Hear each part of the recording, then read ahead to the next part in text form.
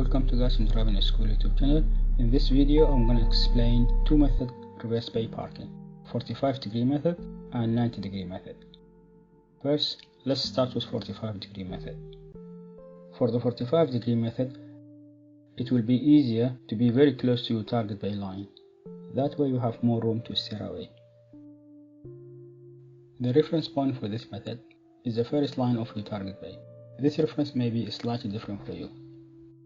When you are happy with your reference point, look all around for any hazards, then signal right and steer full lock away from the bay.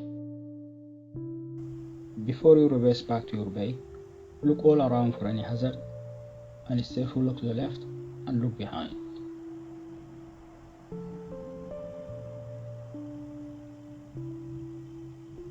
Check your mirrors to straighten the wheels.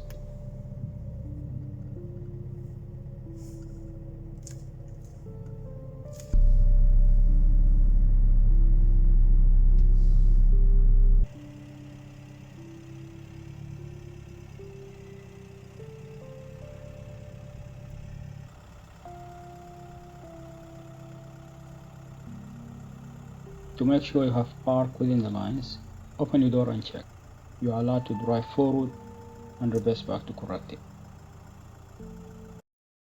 For the 90-degree method, keep 1 to 2 meters away from your target bay and make sure you are parallel with the bay line. Start with counting 3 bays, including your target bay, and use the last line of the third bay as your reference point. When you are happy with your reference, make sure to look all around for any hazard and don't forget your blind spot. If it's safe to move, steer full lock to your target bay direction.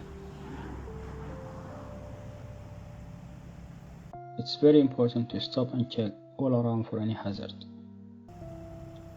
Keep reversing until you get within the lines.